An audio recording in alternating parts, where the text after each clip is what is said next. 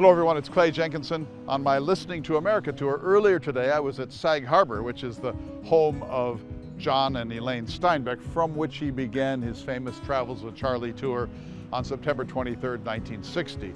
But before leaving Long Island, coming all the way out to the very tip of America, I wanted to see Montauk. Why? Because Theodore Roosevelt came here with the Rough Riders and 25,000 regular American troops after their exploits in Cuba, after the San Juan Hill and Kettle Hill and what Roosevelt called my crowded hour. They came here under quarantine because President McKinley and the United States Army were concerned that the malaria and yellow fever, which had already begun to decimate some of the American troops, might come back and spread through the American population.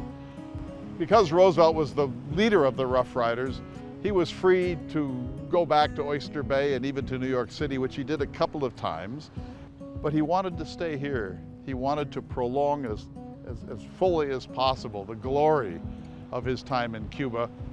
And it was here that he began work on a classic of American literature, The Rough Riders. At the end of his time here, Roosevelt was given a spectacular gift that moved him right to the core of his being. The Rough Riders gave him a bronze cast of Frederick Remington's The Bronco Buster, the first and maybe the greatest of his sculptures. And Roosevelt was so profoundly moved that he was essentially speechless, which doesn't happen very often to Theodore Roosevelt. And he said it would be hard for any subsequent experience to rise to the sheer satisfaction of this tribute by his beloved Rough Riders, who were a heterogeneous group of Yale yachtsmen and Harvard tennis players and cowboys and Native Americans from the Southwest, some of his old friends from the Badlands of Dakota Territory, all the most democratic volunteer group in the history of the world, said Roosevelt with his usual hyperbole. Roosevelt never got over this moment.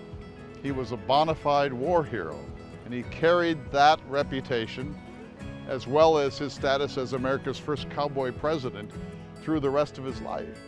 That's how deep this experience embedded itself in American memory. So this is partly in tribute to a great man whose greatness, in some sense, was first recognized on this site. I'm Clay Jenkinson. For Listening to America, we'll see you down the road.